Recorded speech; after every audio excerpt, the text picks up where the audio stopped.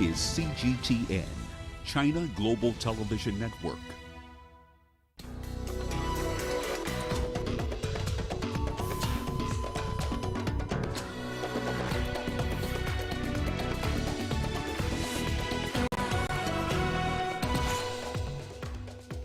Ethiopian Prime Minister Abiy Ahmed secures a second term after a landslide victory in elections.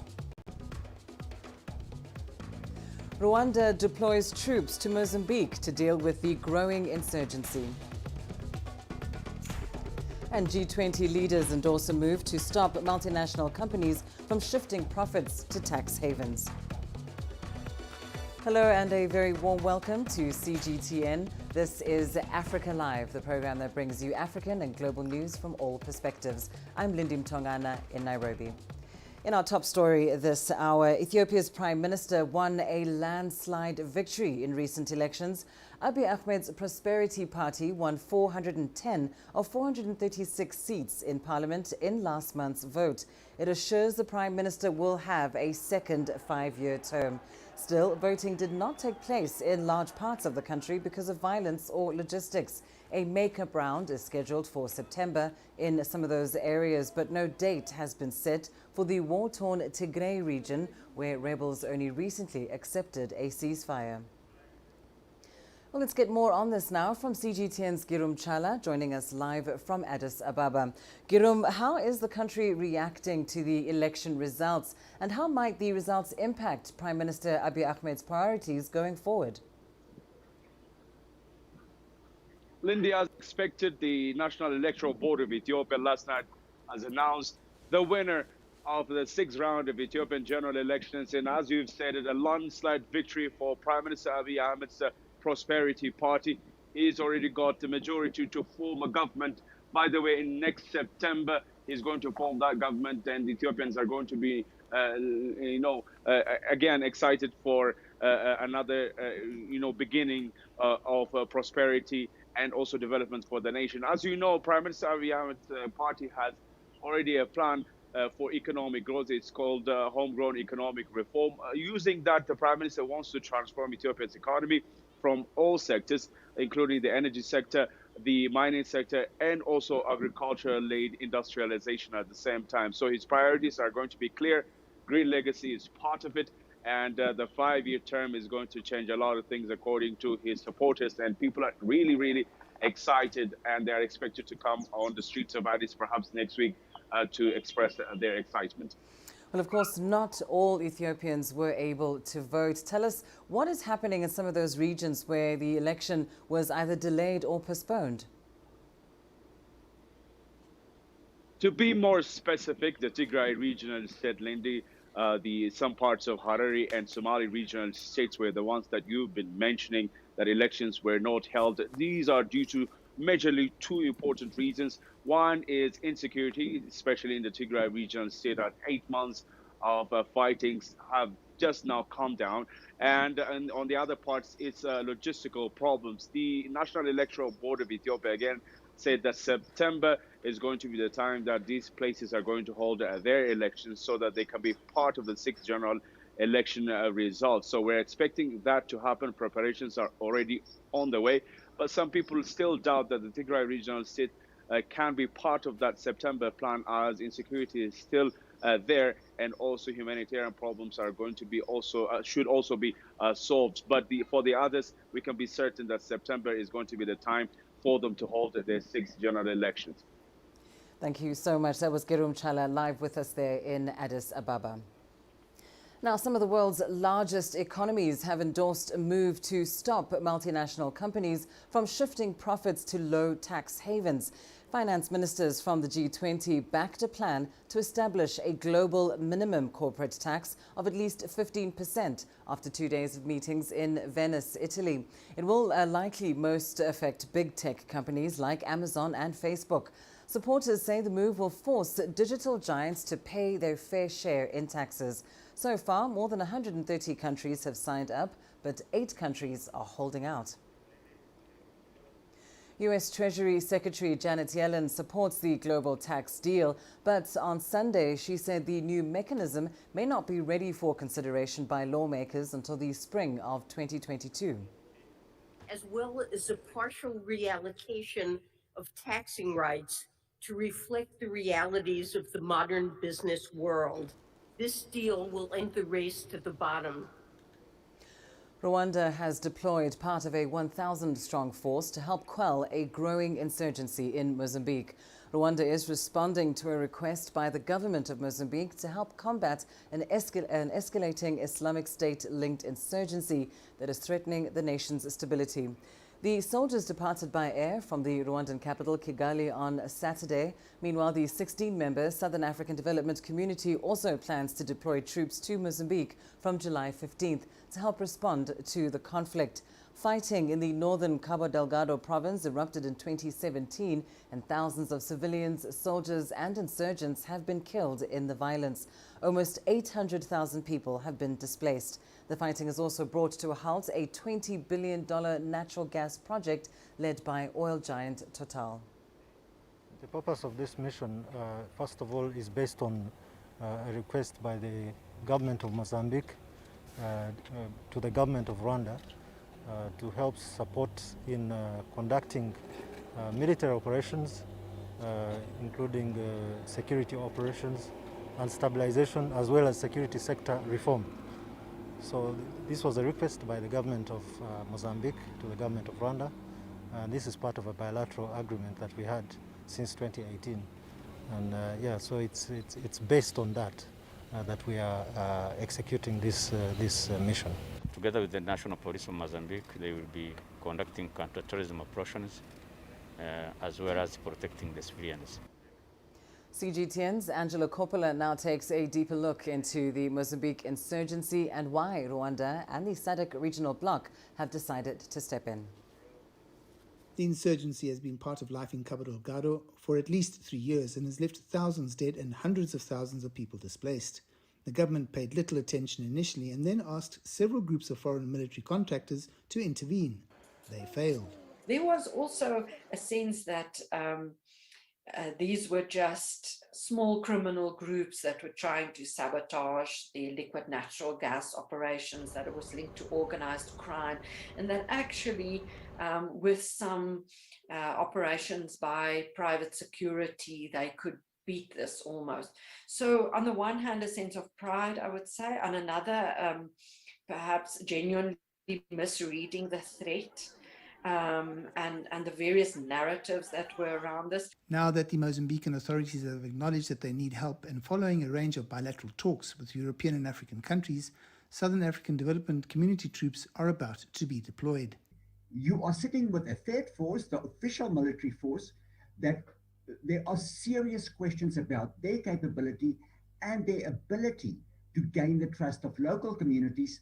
And I cannot see that foreign forces will transcend that for as long as they're being seen to be aligned to the military of Mozambique, which will create serious problems in terms of intelligence and in terms of support vitally needed. Then there's the question of which of the SADC countries will send in troops and how they are going to fund operations, as SADC has already indicated it has a budget of only $12 million to fund the standby force.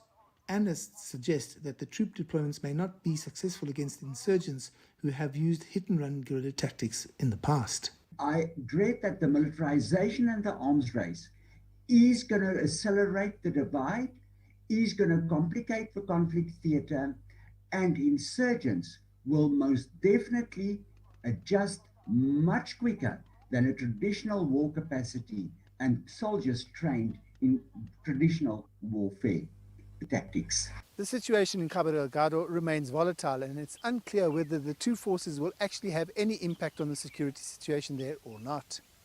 I'm Angelo Coppola for CGTN in Johannesburg, South Africa. Meanwhile, the World Food Programme is warning that a hunger emergency could emerge in northern Mozambique due to the ongoing violence that has displaced some 800,000 people. Daniela Pearson reports. Viaze Nasir escaped from her village after an ambush by insurgents in September last year. She escaped with her 5 children and 4 grandchildren, but lost a son and a daughter on her way to find safety. They started shooting and attacking the village. At that moment, this baby was sleeping in the house. I went inside the house to take the baby and they came in. When I picked the baby, they shouted, "Hey, stop, we will kill you. Stop, we will kill you." I begged. I said, "No, please don't kill us." I was already carrying the baby. He was naked, no clothes, nothing at all. Nasir and her family now live at Mtuge camp with more than 125,000 other displaced people. Officials say communities are now completely reliant on aid to survive after fleeing the violence.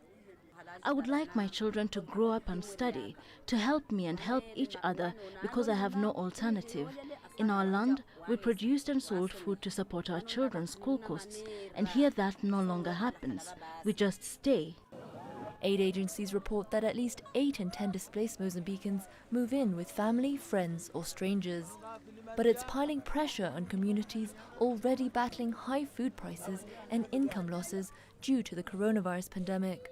The World Food Programme has sent out an appeal for $121 million to support affected people until the end of the year. Daniela Pearson, CGTN. To South Africa now, where security forces say they've arrested 27 people over violent protests linked to the imprisonment of former President Jacob Zuma. Zuma handed himself over to police to serve a 15-month jail term. He has been admitted to the Escort Correctional Centre in his home province of KwaZulu-Natal. The former leader was handed the sentence after he failed to attend an inquiry into corruption during his 9 years in power. Zuma has challenged the sentence in the Constitutional Court, saying that his health remains frail and he is at risk in the middle of a pandemic. Well, Sunday marks Africa Anti-Corruption Day, and it is the 5th since its inception by the African Union in 2017. The 2020 Corruption Perceptions Index, launched by Germany-based Transparency International, ranked Sub-Saharan Africa as the lowest scoring region in the world. Sub-Saharan Africa scored an average of 32 out of 100 points, sitting below the global average of 43. Well, let's bring you some analysis on this now. We're joined by Aiden Eyakuze, the Executive Director at Twaweza East Africa and the incoming co-chair of the Open Government Partnership Steering Committee. He joins us live via Skype from Morogoro in Tanzania. Aiden, thank you so much for your time. Now, we know, of course, that corruption has been a persistent thorn in Africa's path to prosperity. But what are some of the current corruption trends in Africa that worry you? The trends are not good. Thank you for inviting me. On Afrobarometer has been doing these surveys for quite a while, and the latest one that I came across shows that on average across 18 countries, 6 out of 10 Africans say that corruption has increased in their country during the previous year. This was in 2019, including 41% who say it increased a lot. Only 1 in 5 believe that it decreased at least somewhat. And when they assess key public institutions, almost half of Africans say most or all police officials are involved in graft. So I think the police services in our countries tend to be number 1 in terms of being accused of corruption. More than 1/3 of citizens actually see widespread corruption in parliament, in the civil service, in the legal system, the tax office, and the presidency, which is really worrying.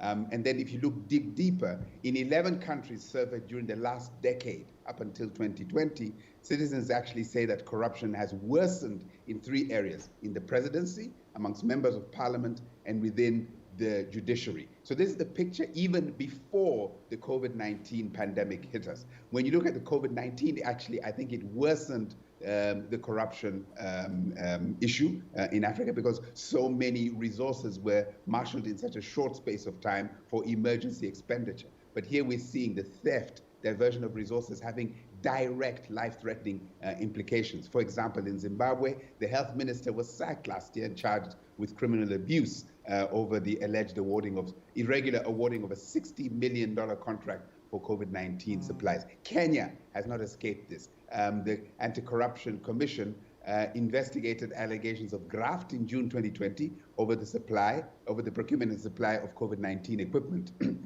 The figure here involved $72 million. Even Somalia jailed some senior health ministry officials for almost up to 18 years over corruption in the theft of public money. So in general, the picture is not good, but it's been made worse specifically during this COVID-19 period, where a lot of resources are being marshaled and expended to try and deal with the pandemic. And finally, citizens are saying that their government is doing way too little to control corruption. So 2/3 in the Afrobarometer surveyed countries say that their government is doing a poor job. The only one that comes up nicely a little bit is Botswana, where a majority, 56%, praise their government's anti-corruption efforts.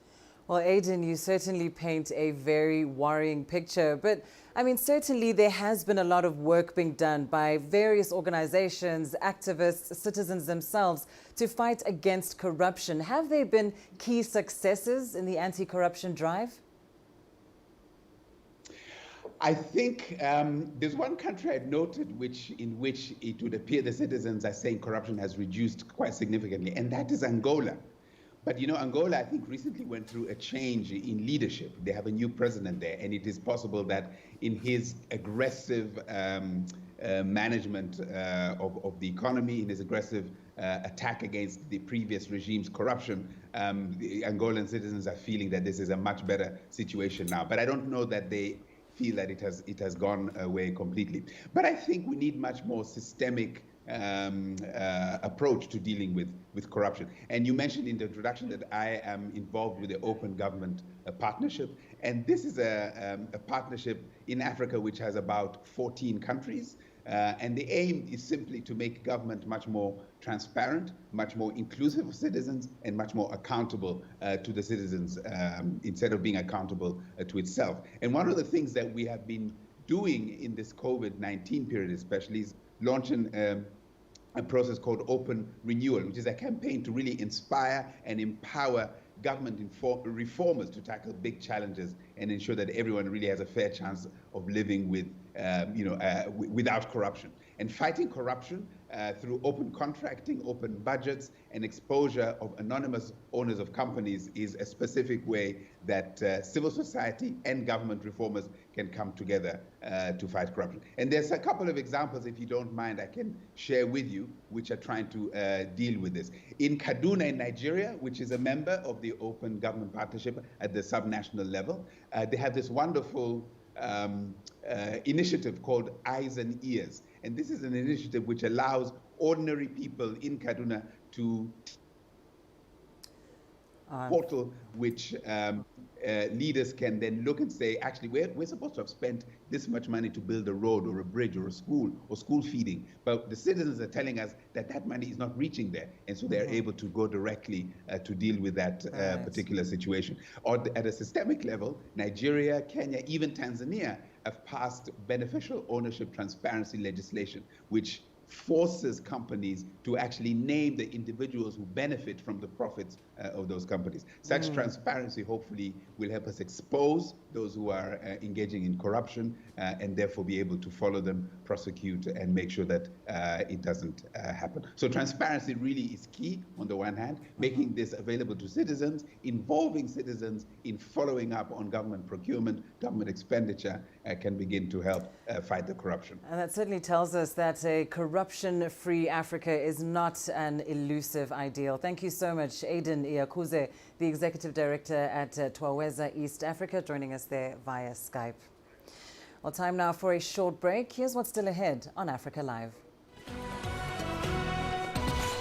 Uganda reports a significant drop in COVID-19 patients after lockdown.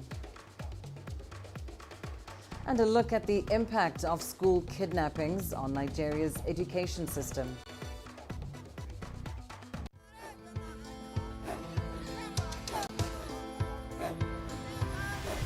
Africa is a continent of diversity, with varied climates and enchanting geography, and a people so distinct, but with a shared enduring spirit.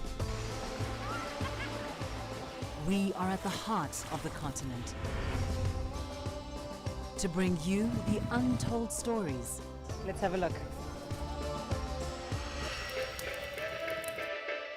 We celebrate Africa as it shapes its own destiny. Tunis, Cairo, Cuba, Ethiopia, Tanzania. Africa Live. Find your voice.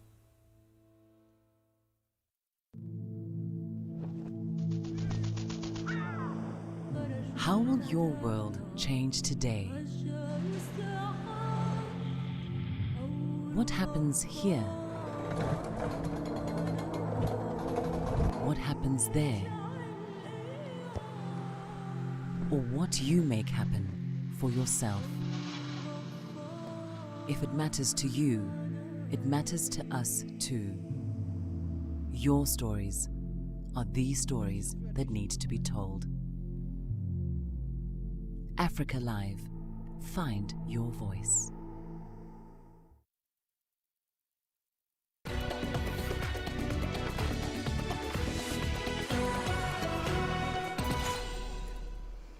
A manhunt continues for the assassins of Haiti's President Jovenel Moïse. More than 24 suspects have been arrested, including Haitian Americans and former Colombian military personnel. But the motive still remains unclear. Haiti's opposition group is calling on countries to recognize Joseph Lambert as the interim president. That's after the Senate nominated him on Friday. Haiti has asked for military help from the UN and the US, but Washington has declined the request.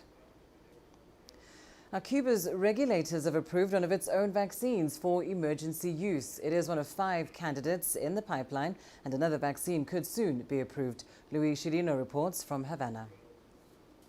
Cuban scientists say the country's drug regulator has granted emergency use for the COVID-19 vaccine called Abdala, which has proven almost 93% effective against the virus. The vaccine was developed by the Center for Genetic Engineering and Biotechnology. The scientific institution's general director, Marta Ayala, spoke with CGTN. This decision opens big avenues to keep expanding vaccinations in Cuba and could lead to requests from sister nations wanting to use the vaccine in clinical studies and to immunize their people. The vaccine comes as Cubans face a flare-up of COVID-19 with thousands of new daily cases and deaths. Health officials are worried about the spread of the Delta variant and hope that the 3-shot Abdala vaccination, given 14 days apart each, will bring down the latest surge.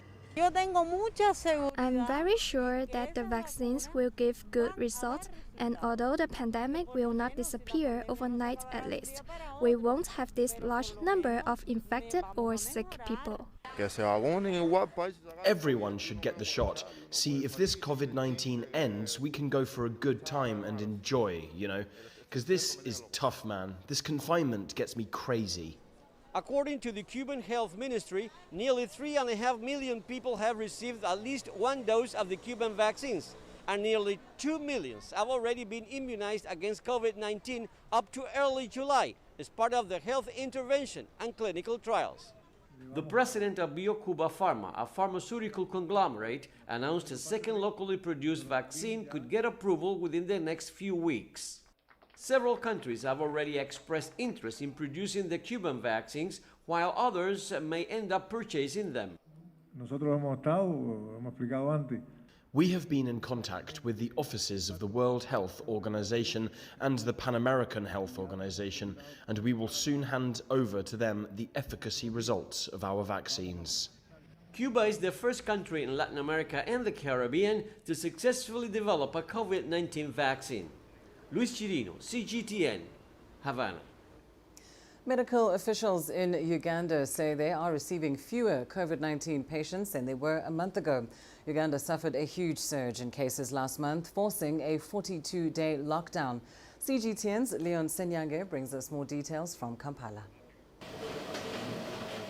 COVID-19 patients in Kampala, most are on the mend. When I was brought here, I could not breathe. I could not even stand on my own, but I can now take off my oxygen and move about. I walked around the stadium twice. I didn't need any support. Samakula, like many other patients, will soon be walking out of this facility. Last month, at least 100 patients were being admitted here each day. Now, the treatment center has recorded a sharp drop in cases, with only 40 patients currently admitted. And I think that's due to the lockdown. It could also be possible that maybe many patients have preferred to do home-based care. They have decided to stay at home, which is not bad, but we don't advise a patient who has difficulty in breathing, who may require oxygen, to stay at home. Officials, however, admit there's still a long way to go in controlling the spread of COVID-19. Uganda has so far vaccinated more than 1 million people and suffers from a limited supply of vaccines. The fourth consignment of AstraZeneca vaccine from the COVAX facility of 688,800 doses is expected to be delivered in August 2021. A donation of 300,000 doses of the Sinovac vaccine from the People's Republic of China is expected this month. Uganda has recorded over 86,000 cases since March last year. Uganda registered some of its highest daily case totals in May and early June this year. That put immense pressure on the country's healthcare system. With strict measures now in place, cases appear to be moving in the right direction. Leon Sanyange, CGTN, Kampala, Uganda. Growth in the world's population is seeing a slowdown. Research shows the global fertility rate dropped to 2.4 in 2017, and the number is expected to fall below 1.7 by the end of the century. When the fertility rate is below about 2.1, the size of the population begins to shrink. China, the world's most populous country, has seen a slight slowdown in the past decade.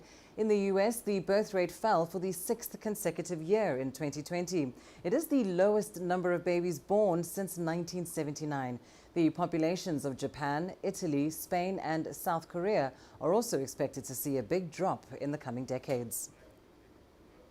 Irregular immigration from Africa to Europe remains a significant problem with no clear solution in sight.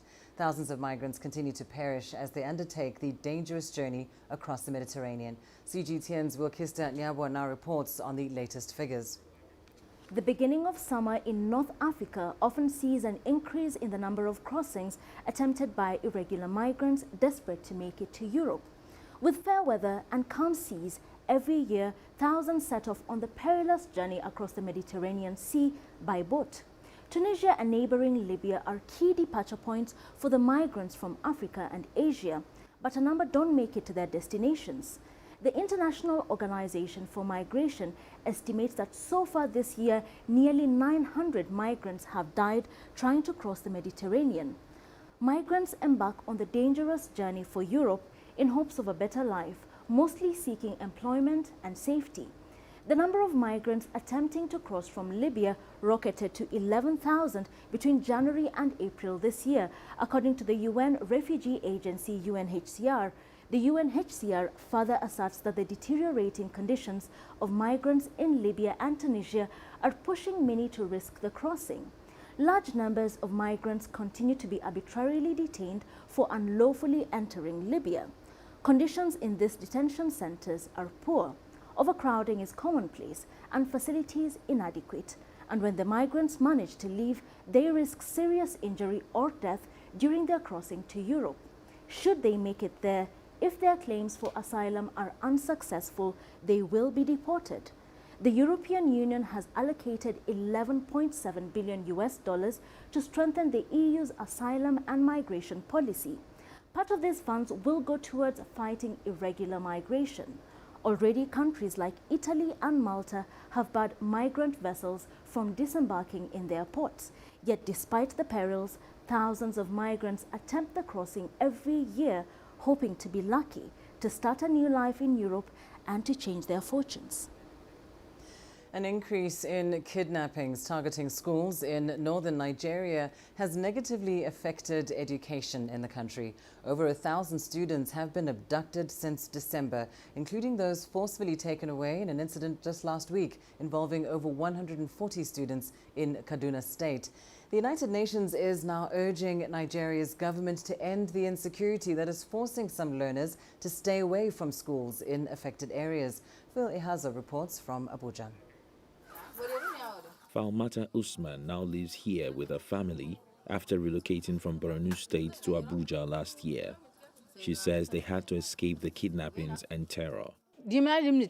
Our town was being attacked, houses burned, and we couldn't stay. So my husband and I had to take our children out of school, and we ran here to Abuja for safety. Not everyone has managed to escape that wave of insecurity like Falmata. Since December, around 1,000 students in northern Nigeria have been kidnapped. The United Nations Educational, Scientific and Cultural Organization says kidnappings in schools have increased. UNESCO puts the number of abducted students in recent attacks at 348 after more than 100 students were kidnapped from Kaduna State earlier this month. This is something that must be treated as a national security emergency. It has to be an all-out war, a concise surgical military operation with clinical precision to take out criminal headsmen from our communities, from our towns, from our villages, and decimate them as much as possible, secure our borders, tighten border security, and make sure we do not see influx of people across the border. In 2014, the UN launched a Safe School initiative in Nigeria after nearly 300 schoolgirls were kidnapped in Borno State. The program was focused on promoting safe zones for education, rebuilding schools, and boosting the presence of security agencies. It involved teachers, parents, police, and leaders in the affected communities. However, the program was discontinued after a new administration assumed office in 2015.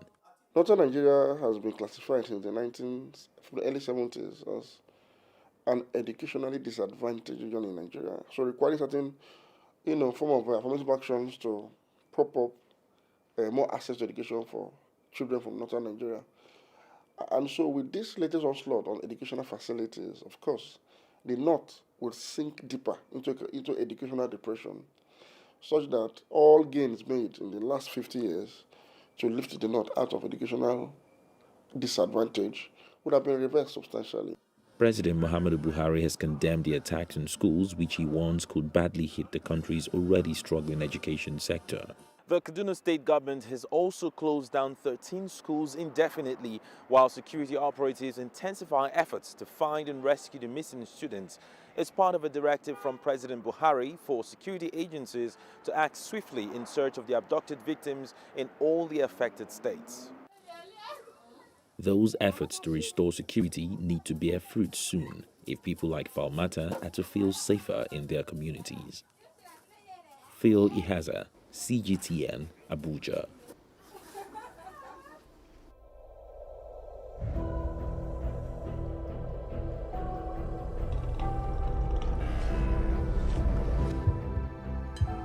This has taken me completely out of my depth, but at the same time it's exciting. It's new, it's different, it's a challenge. It's really exciting.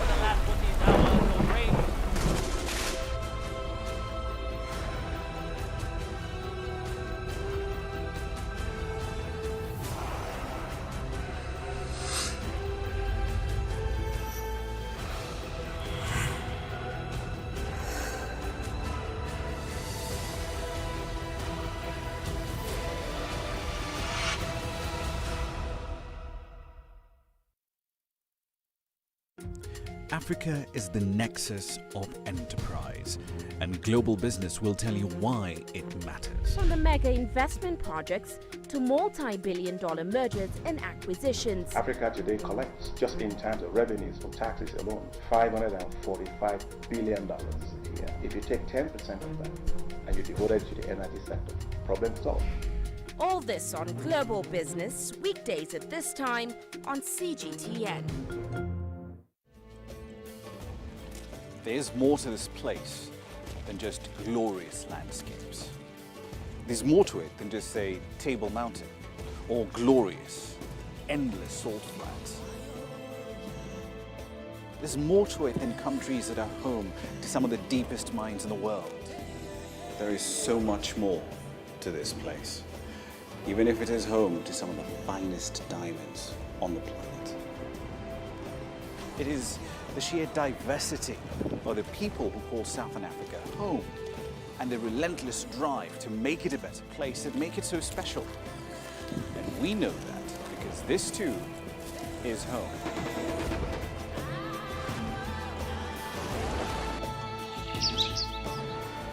No one knows Southern Africa like we do. CGTN, see the difference.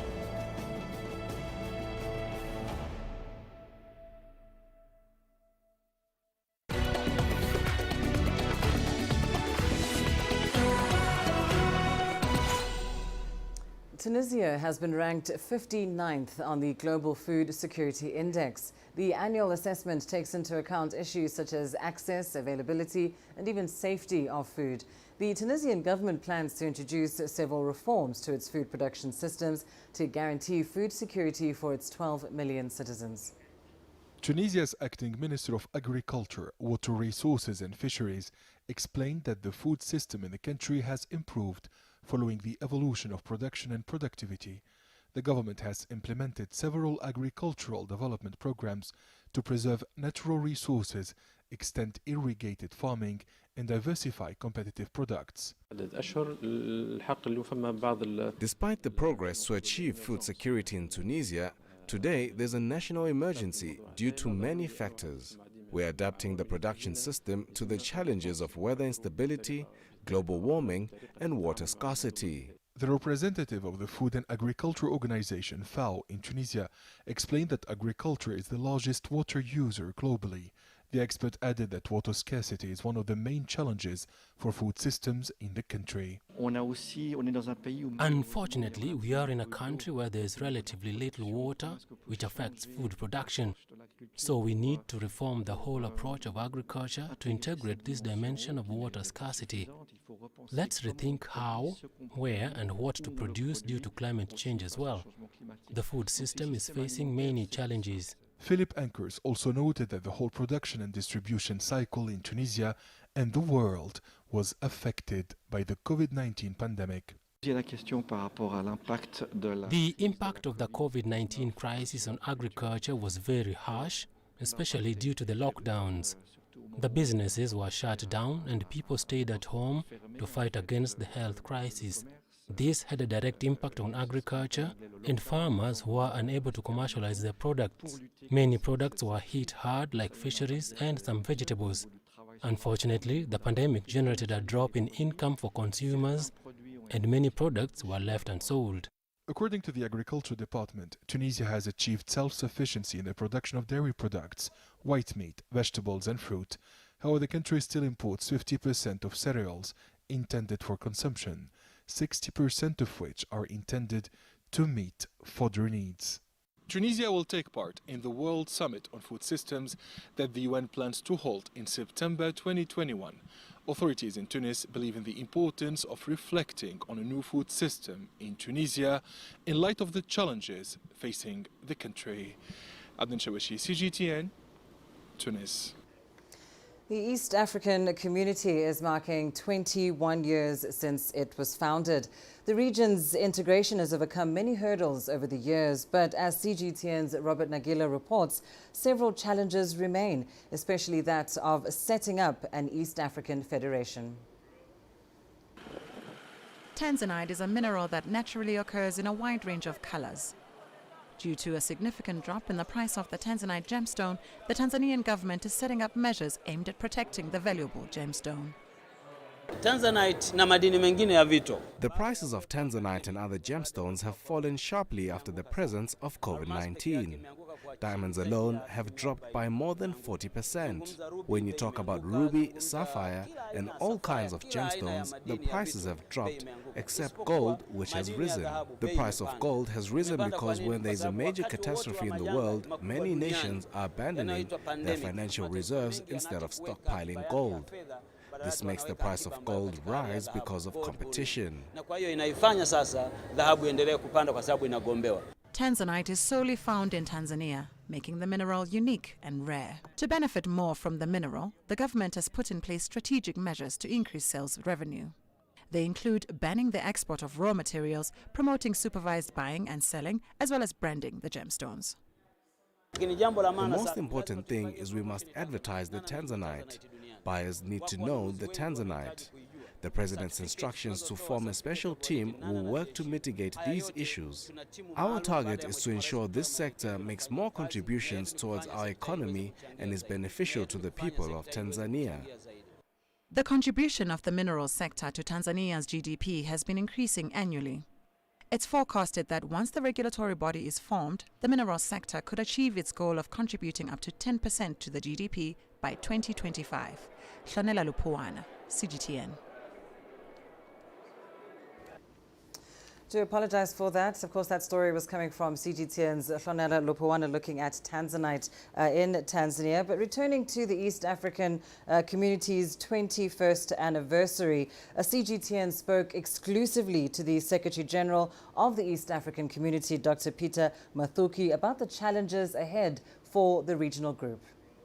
Dr. Mathuki, it's a pleasure to have you with us. It's been a journey of 21 years now for the East African community. Describe to our viewers what the ideal successful East African community will be like when all the chips fall into place.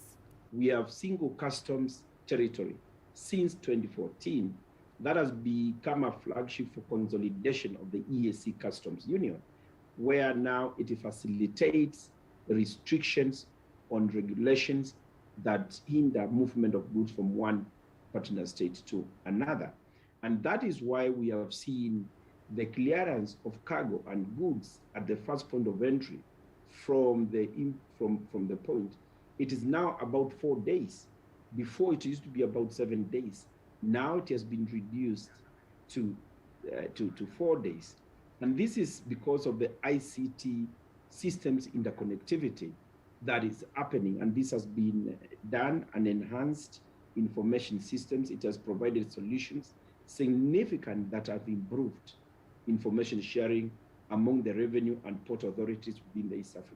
And therefore, when we come to the second pillar, which is the common market protocol, you realize that already some partner states within EAC are using ID, use of national ID for movement from one partner state to another.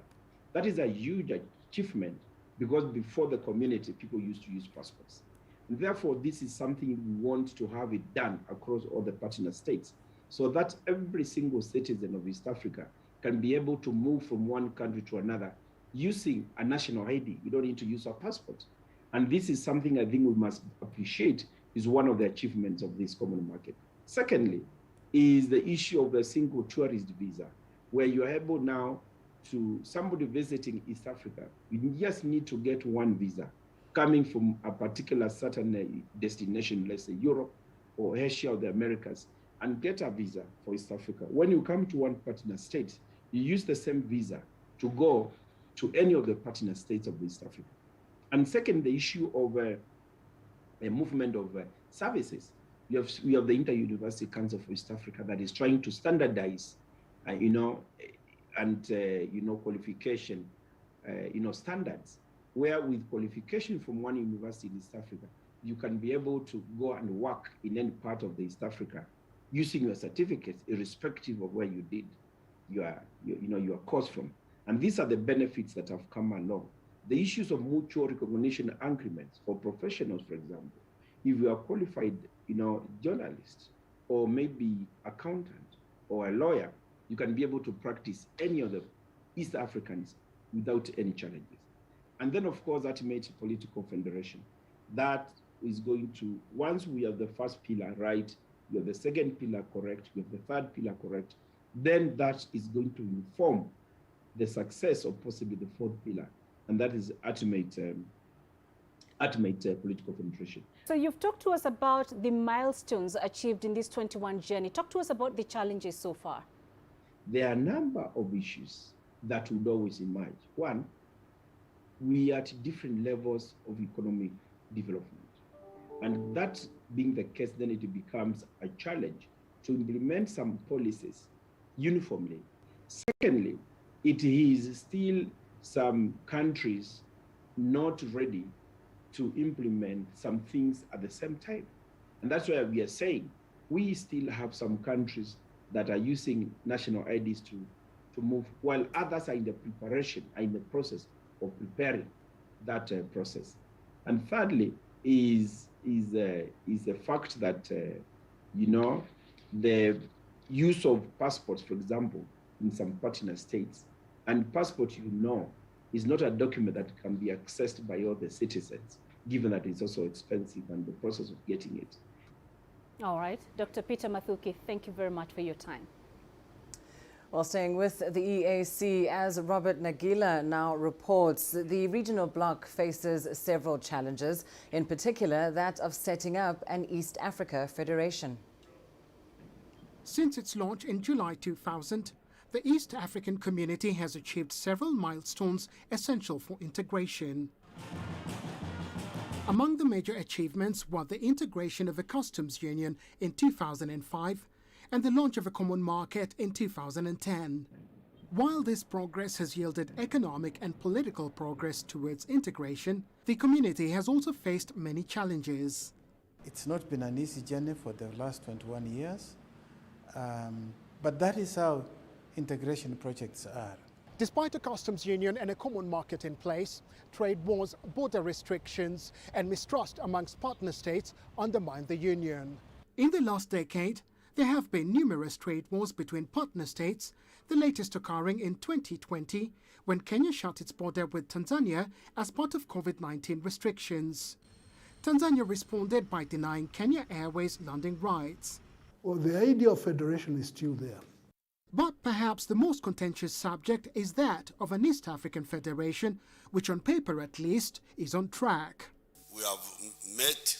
But suspicions and mistrust amongst member states are a stumbling block. Whether we like it or not, there is a lot of fear in the region about the Kenyans. And then that these people, you allow them, they will take everything. The very same challenges that plagued the first East African community 4 decades ago, leading to its dissolution, linger on. At present, support for a federation remains lukewarm. Just perhaps because of the people who have different perceptions on what a political union should be. The federation that was very much put on the cards, that is not seen to be very much on the front cards anymore. In just under 2 years, a monetary union and a federation are set to come into force. Whether that timeline will be realized or extended remains uncertain. Robert Nagila, CGTN, Nairobi, Kenya. And coming up in your sports news.